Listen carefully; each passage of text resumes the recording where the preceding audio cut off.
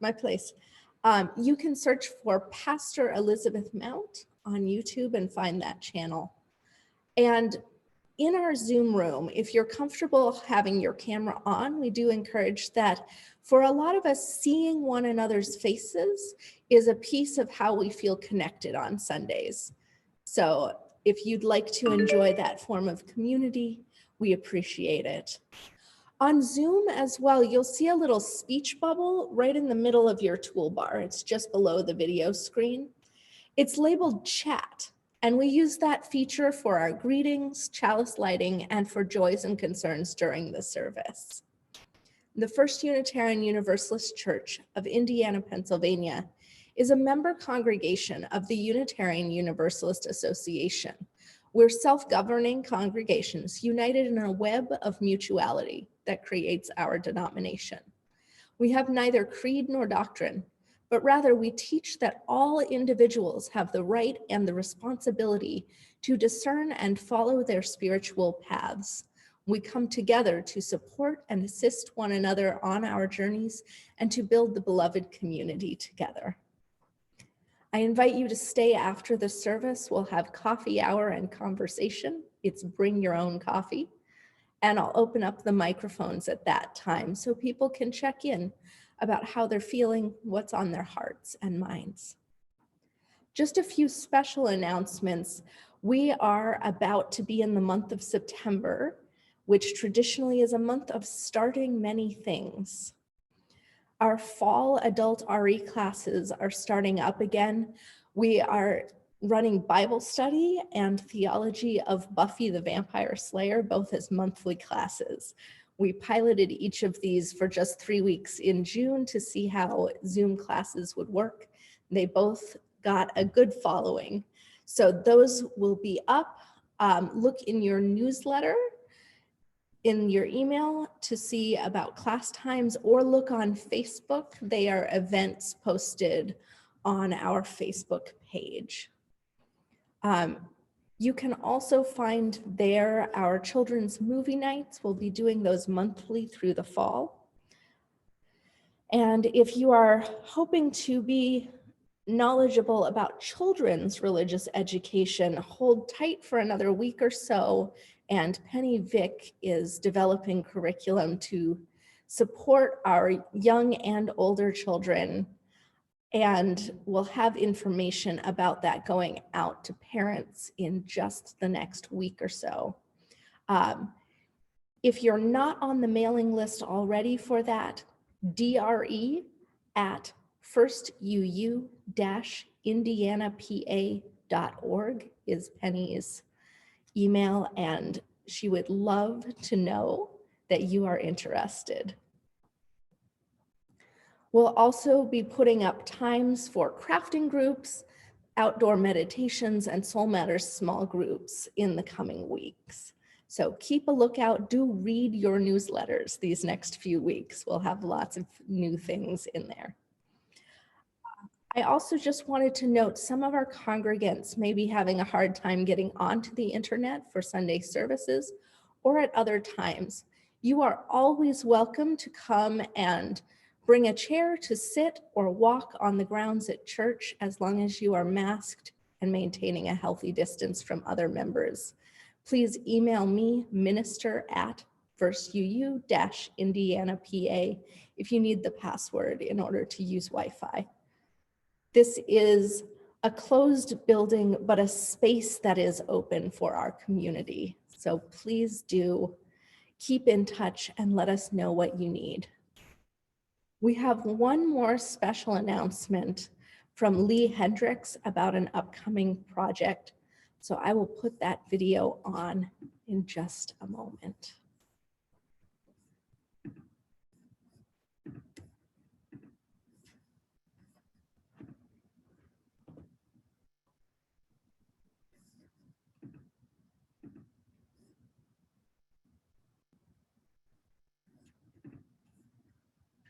The number of people who have died of COVID-19 in the United States is currently 182,000, an incomparable number.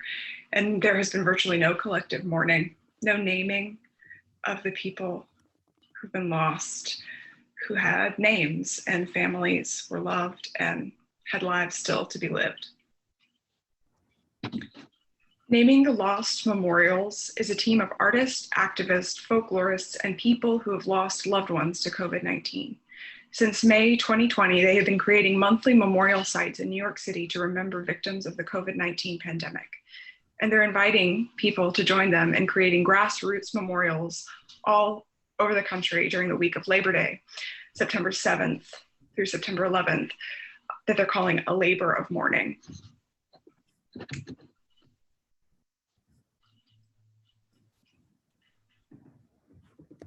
Here at the Unitarian Universalist Church of Indiana, PA, we will be creating an altar memorial at the front door of the church, honoring people who have died from COVID-19 in Pennsylvania. People in the community are invited to add names of loved ones and people to whom they have connections that have been lost to the pandemic all over the world. We invite you to join us in writing a name, a prayer, a hope for the future, and adding it to the door of the church, or placing an object on the altar if you're moved to do so at any time starting Monday, September 7th through Friday, September 11th. Please remember to wear a mask and follow CDC guidelines on social distancing.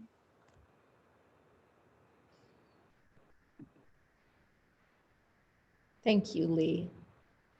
And now I invite you to take a breath and settle yourself into a spirit of worship. Barbara J. Peskin writes, "For the beauty of the earth, this spinning blue-green ball, yes, Gaia, mother of everything, we walk gently across your back. To come together again in this place, to remember how we can live, to remember who we are, to create who we will be. Gaia, our home, the lap in which we live, welcome us."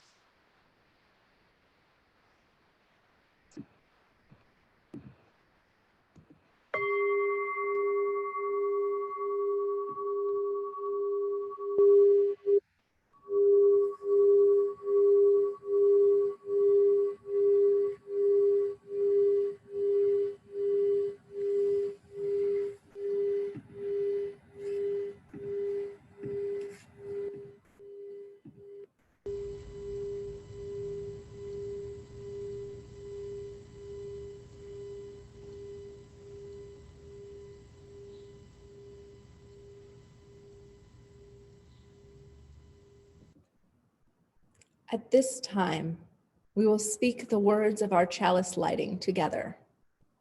Rise up, O flame, and show thy light. Bring forth your burning beauty and shine for the world. May we too, in kindling this flame, be reminded of our inner light, adding to the glory of creation. If you have a chalice or a candle, you may wish to light its flame now and type, "The flame is lit," and where you are in your chat bar.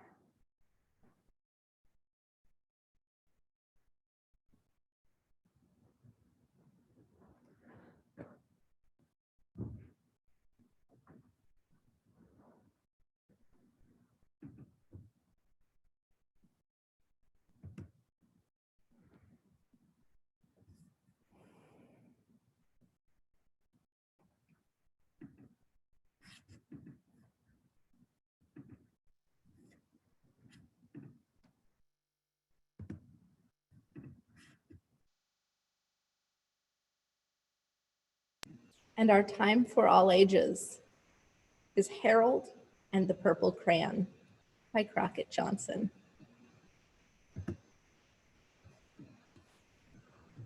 Good morning. It's good to be with you all this morning. I feel like it's been a while. So Reverend Elizabeth is going to talk to you today about challenges in the world, but with all those challenges, finding beauty within it, in those beautiful moments. There are many moments that we have that are beautiful in this challenging time. And I know that we actually are creating them, either for ourselves or for our family or for our community. We're actually creating those beautiful moments and beautiful things during this time. Today, I'm going to read a story, Harold and His Purple Crayon. And I know many people know this story, but the focus today is really on how Harold uses his creativity. Uses his creativity to explore, uses it to save his life, uses it to find his way home, and then also to tuck him into bed. And I think it's a good story to think about finding the beauty and finding our creativity in these challenging times. And I think Harold's a good example of that.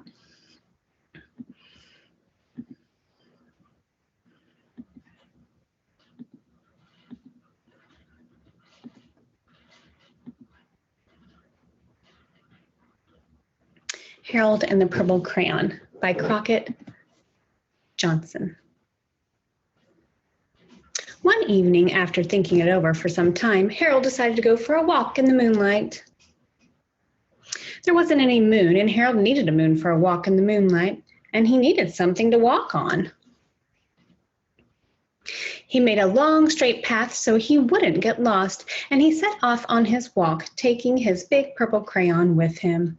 But he didn't seem to be getting anywhere on the long, straight path, so he left the path for a shortcut across a field, and the moon went with him. The shortcut led right to where Harold thought a forest ought to be. He didn't want to get lost in the woods, so he made a very small forest, with just one tree in it. It turned out to be an apple tree. The apples would be very tasty, Harold thought, when they got red.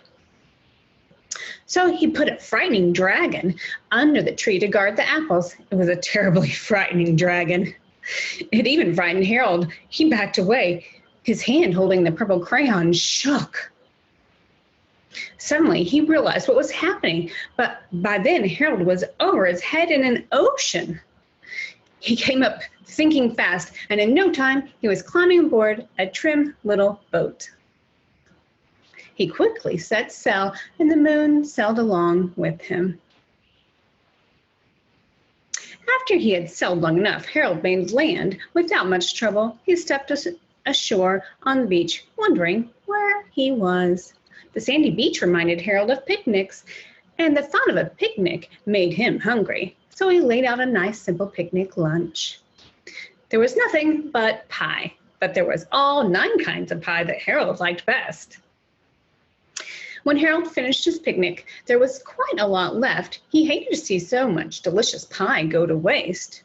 So Harold left a very hungry moose and a deserving porcupine to finish it up.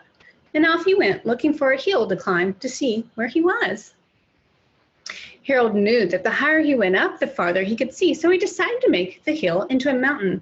If he went high enough, he thought, he could see the window of his bedroom. He was tired and he felt he ought to be getting to bed.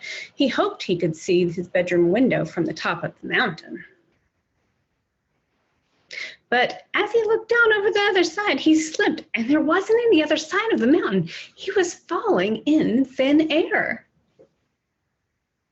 But luckily, he kept his wits and his purple crayon, and he made a balloon and grabbed onto it.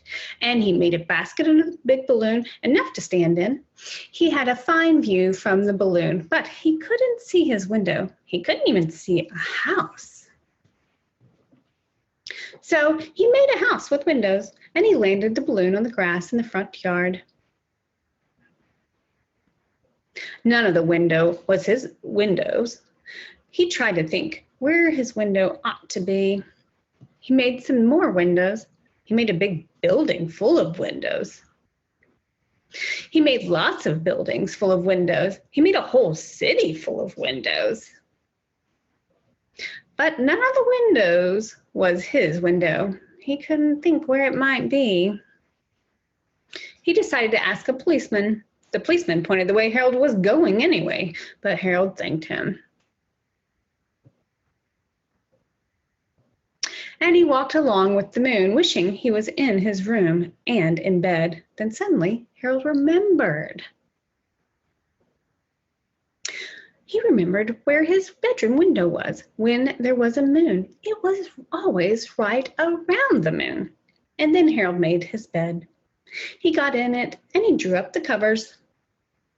The purple crayon dropped on the floor and Harold dropped off to sleep. So the story of Harold, his creativity, saved his life at a point, like I said earlier, and then eventually got him to bed. But he had a wonderful picnic with 9 pies.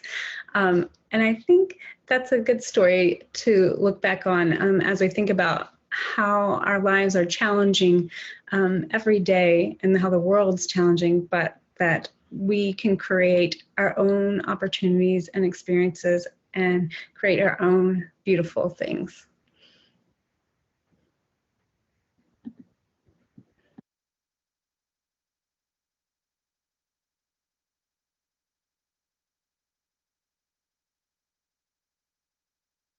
And so it is, we create our own beauty. And in this moment, we also take a moment to create community by typing blessings in our chat. Peace be with you. Namaste. Bright blessings. Salam alaikum. Shalom, or blessed be. Thank you for sharing your blessings with one another.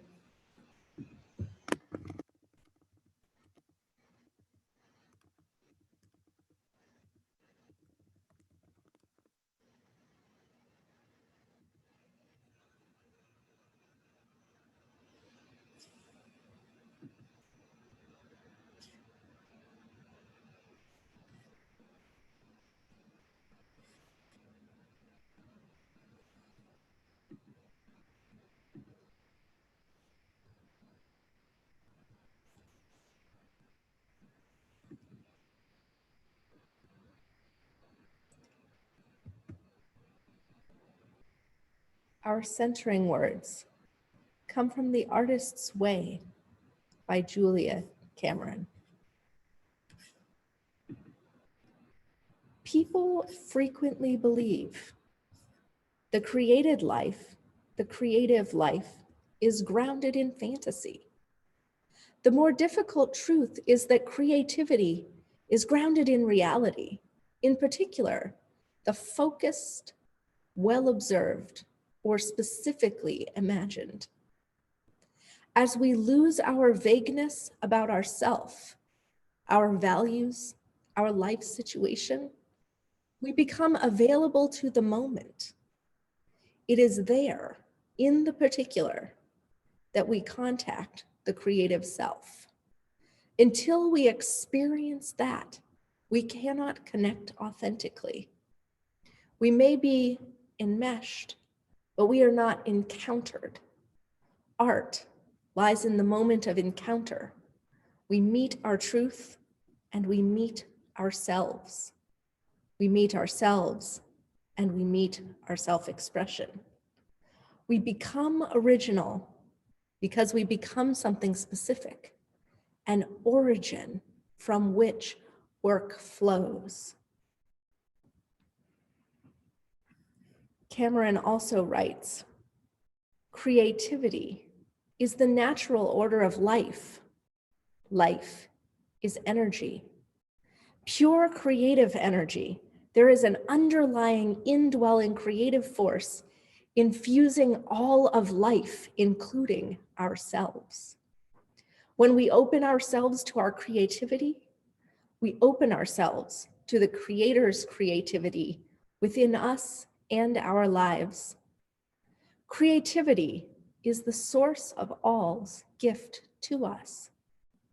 Using our creativity is our gift back to that holy everything. The refusal to be creative is self-will and is counter to our true nature. When we open ourselves to exploring our creativity, we open ourselves to God. Good, orderly direction. As we open our creative channel to the Creator, many gentle but powerful changes are to be expected. It is safe to open ourselves up to greater and greater creativity. Our creative dreams and yearnings come from a divine source. As we move toward our dreams, we move toward our divinity.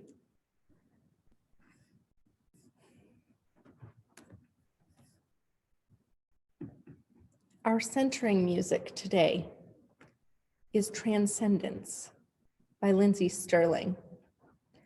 While our centering music plays, if you have joys or concerns, sorrows that you are carrying in your heart, you may type those into the chat stream or privately to me to be included in the pastoral prayer.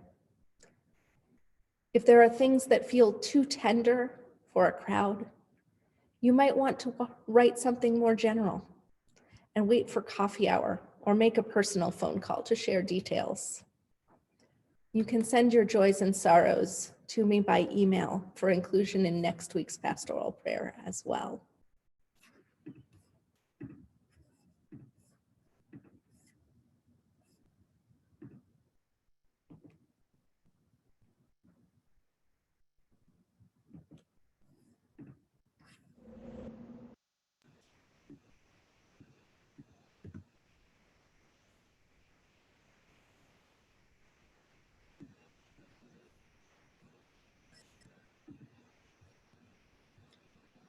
And so, as we join hearts and minds together in the spirit of prayer,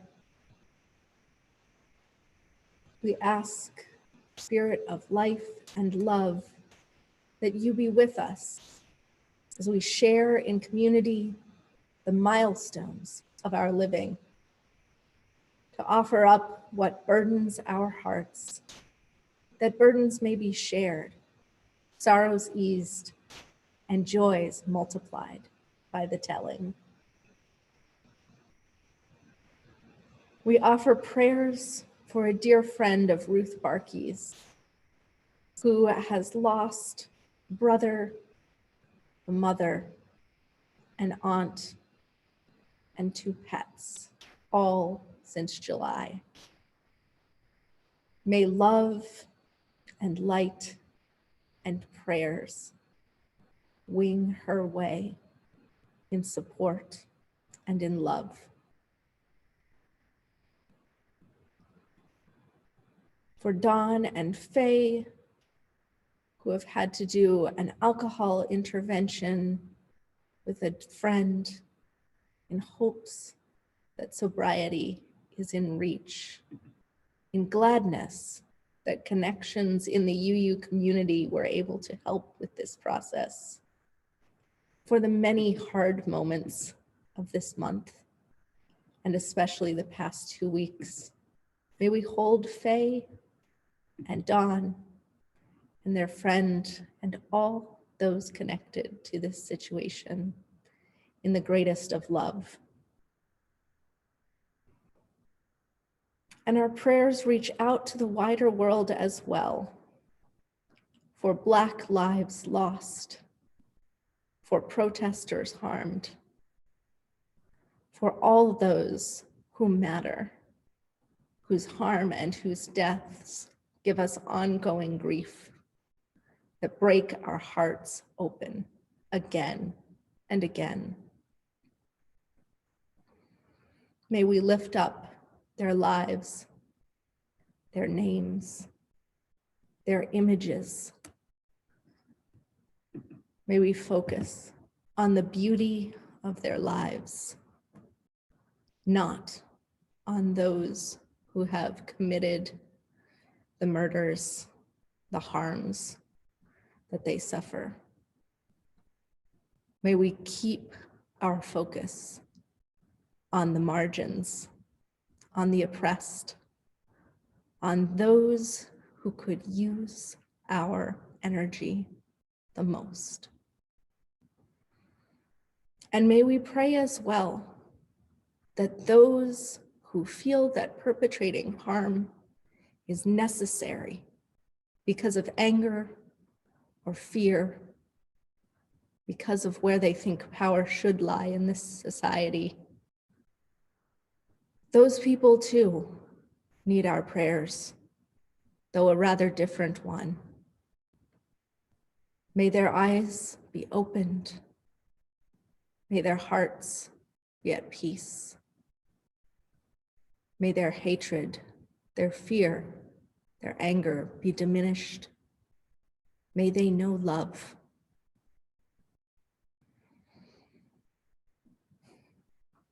It is an ongoing worry that change will not come fast enough to keep this nation from losing ever more lives to police violence, to the hatred of white supremacy,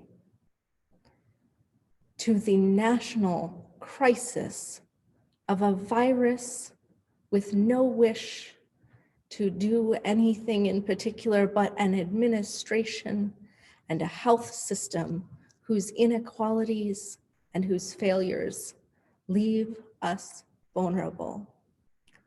We pray for reparation, for restoration, for creativity, and for action to make a meaningful change. And yet, even in the midst of troubled times and hard things, there is also room for joy. Tina was able to see grandkids this week. Pauline is healing and holding hope for her new neurologist.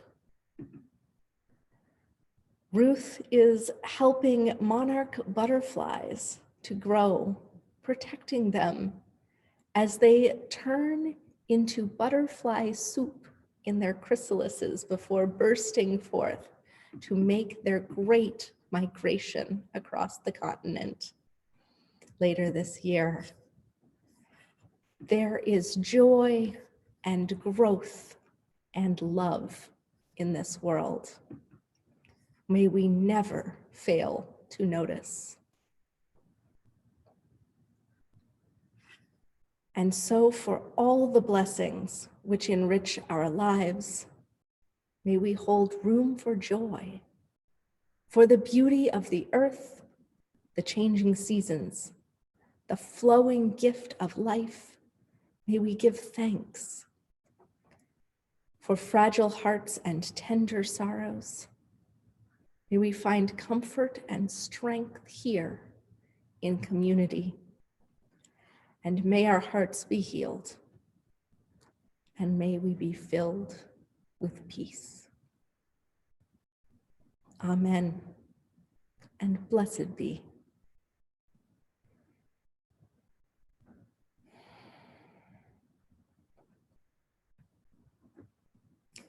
And for our UU moment today, I simply want to take note of our first source, direct experience of transcending mystery and wonder.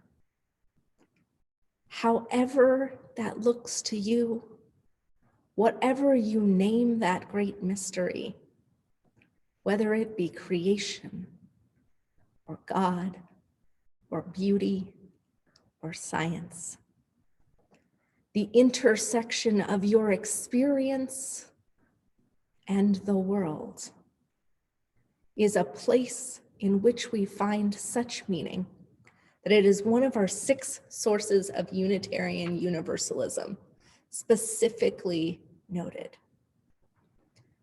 May you hold that up in your coming days.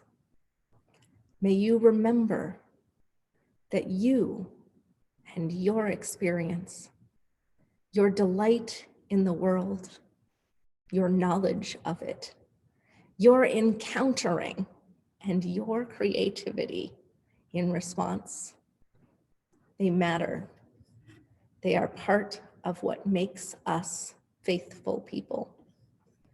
They are part of what draws us to live our values in the world. May it be so. And may we now speak together our 7 UU principles. They are on your screen. We, the Unitarian Universalist Association of Congregations, covenant to affirm and promote these principles. We honor the inherent worth and dignity of every person, practice justice, equity, and compassion in human relations, accept one another and encourage to spiritual growth. We support the freedom to search for what is true and right in life, ensure all have a vote about matters that concern them, work for a peaceful, fair, and free world, and care for our planet Earth, the home we share with all living things. May it be so. May it be so.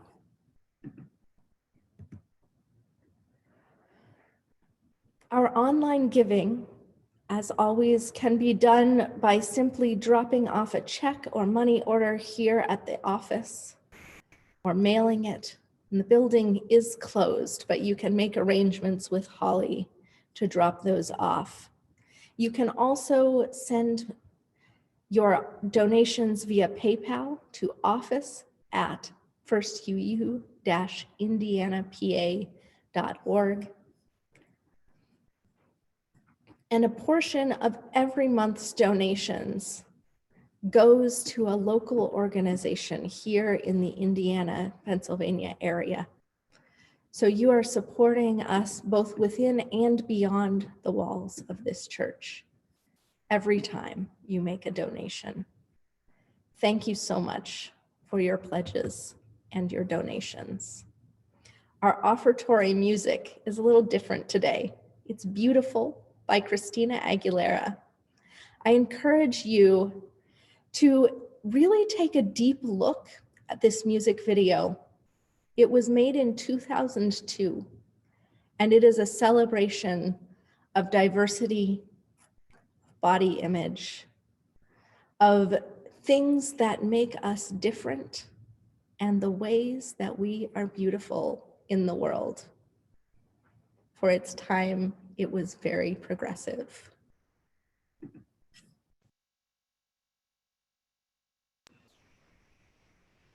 Finding beauty.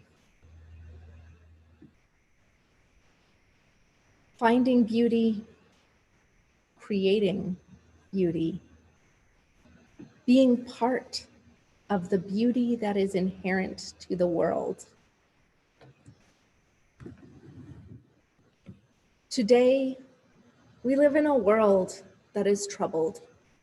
Every one of us knows it. Every day we wake up and we do little things that remind us that the world is not as it was 6 months ago, 4 years ago, a generation or a lifetime ago, that we are troubled, that there is racism and white supremacy in the world, that there is something as small as a virus causing such massive amounts of damage on a global scale. And yet also, in this world, there is beauty. In this world, we find poetry and color, we find rhythm and melodies, light and shadow, all the elements that create a beautiful composition. They exist, whether or not humans are there to see them. And yet, it matters that we are here. And it matters that we witness. because all the elements of beauty exist, but they become beautiful by observation, by the encounter between a person and that object, that light, that change in the sky. So where do you find beauty? I find it in the sky, the patterns of the clouds, the dawn and the dusk, the brilliance of the sun, and the quiet light of the moon. This summer, I took a road trip, and a lot of the country is corn and wheat and cows. And it would be easy to think that's a lot of boring, unchanging, ever flat countryside. But it's also a reminder for me. When I open myself to the experience, I think about how far my food travels, how interconnected my human life is to people I have never met who live states or countries away from me. I think of the history. Did you know that corn was created from a grass and propagated by humans in such a way that humans and corn are actually symbiotic beings? Corn cannot exist. It can't propagate itself without human intervention, without someone actually opening the corn cobs in any meaningful way, because we have created over generations such an intimate relationship in the breeding of that particular kind of grass. And that's the moment, that context, that history, that amazing sense of time when I see a field of corn. It transforms it. It becomes beautiful and meaningful through the recognition of ancestors, bringing deep meaning to that encounter. Beauty is in human creation. Beauty is in nature. Beauty exists all the way from the natural spirals of a sunflower, the symmetry of the wings of a monarch butterfly, the created and intricately detailed beauty of a Ming vase, or the boldness of a stencil graffitied on a wall or a rooftop. We ask why humans are called to create art, to create beauty. Why is it that we find people in cultures from the earliest archaeological digs who create beautiful objects, though they take so much more time than simply creating something functional? And I would argue because creation gives us joy. Jorge Agustin Nicolas Ruiz de Santillana y Borras, who is often known in English simply as George Santayana, says that beauty is a pledge of the possible conformity between the soul and nature, and consequently, a grounding of faith in the supremacy of the good.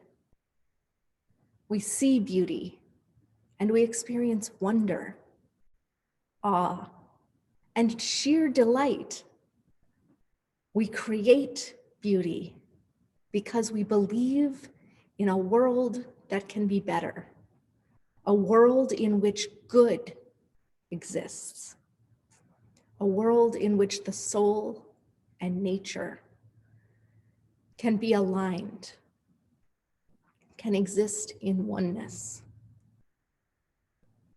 Humans create beauty because encountering and playing with reality is a human need. As children, we play all the time. As adults, we often feel more constrained, but art is a place where we give back to the world, where we play with the world, where we do because it makes us feel good, to offer good back to the world.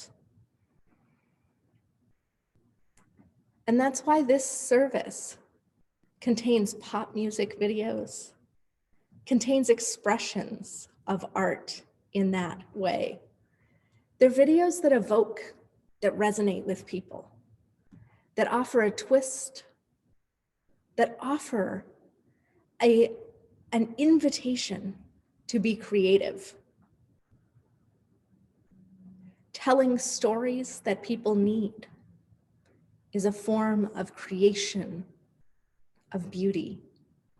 Helping people move in ways that feel good, helping people become brave enough to share.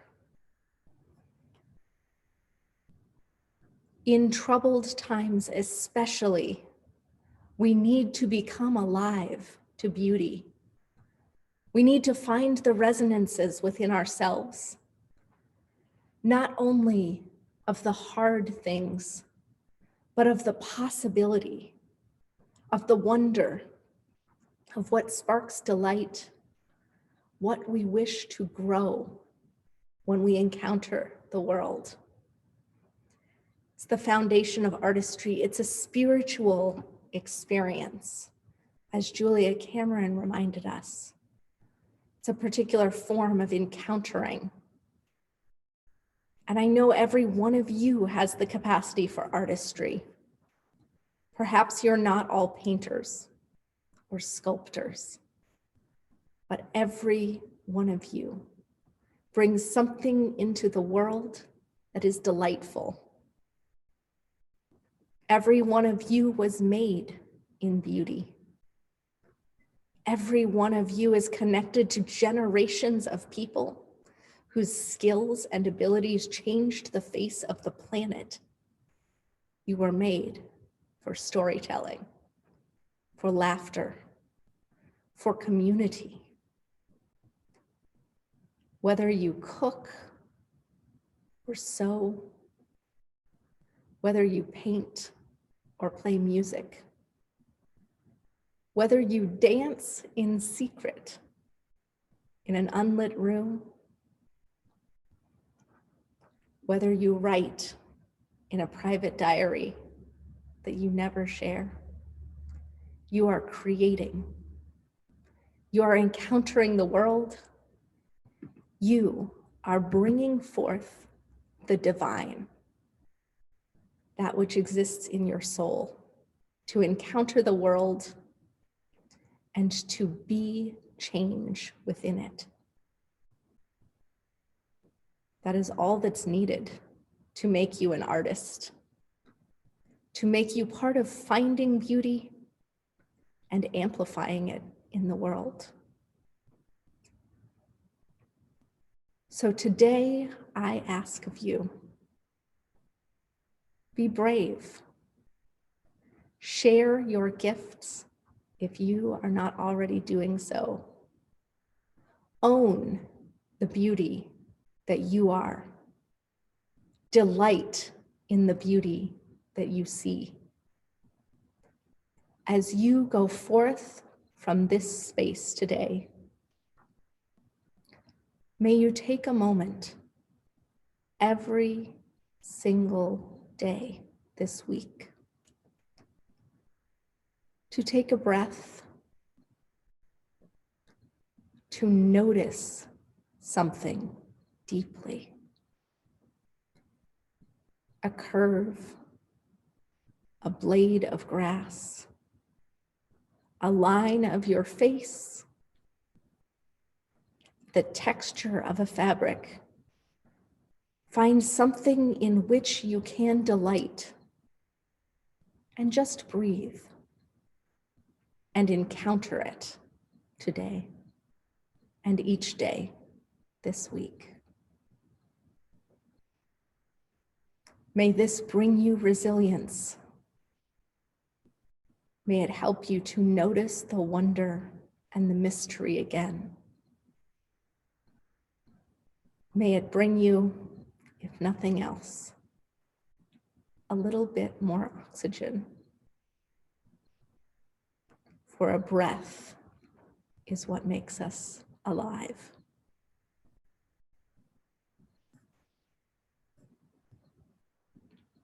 Blessed be.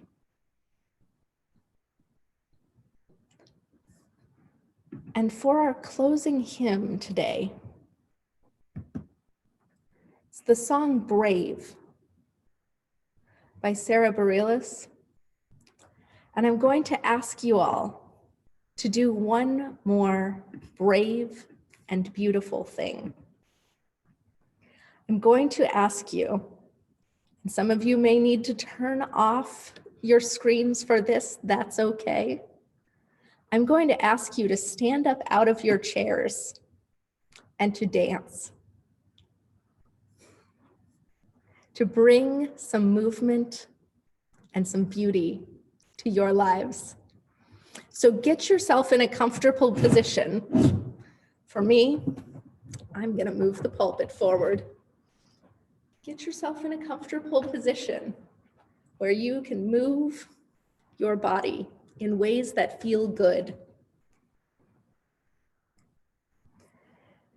And if you need to turn off your screen, if you're not quite that bold and brave just yet today, that's okay.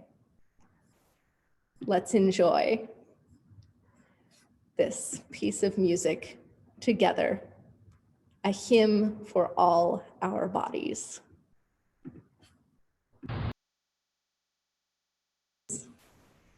And with that, we extinguish our chalice flame, but not the light of truth, the warmth of community, or the fire of commitment. These we carry in our hearts until we are together again. Blessed be.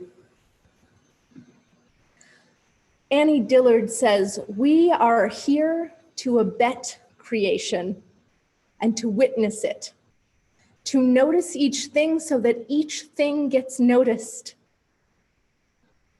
so that creation need not play to an empty house."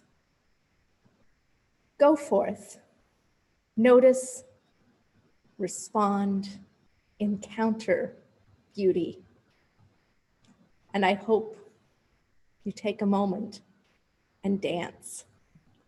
Thank you so much for being with us for this service. It is a joy to see you all.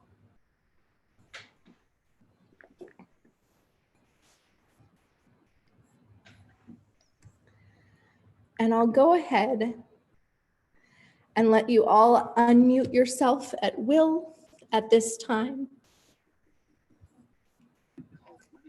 And those who are from Ligonier, as always, if you'll just put your Ligonier typed in the chat bar, that'll help me sort you as we go into small groups. Hi, Ligonier. That was fun. Good girl. I have to go. Love you all. Bye. Bye. See you Bye, next Tina. Sunday. Okay. Be safe. Lovely to have folks on the ground. No, we're gonna stay in a minute. Yes, I too need to go. See you all next Oh, week. hi, Kathy. Bye. Lee and Laura doing okay? They're hanging in there. They're doing okay. Yes. Okay, tell Laura say hi. I will tell her hello for you. Bye, Okay, Patty. bye-bye.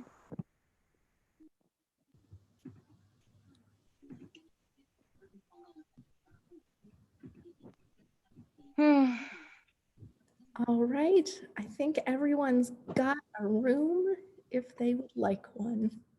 It's so good seeing you all.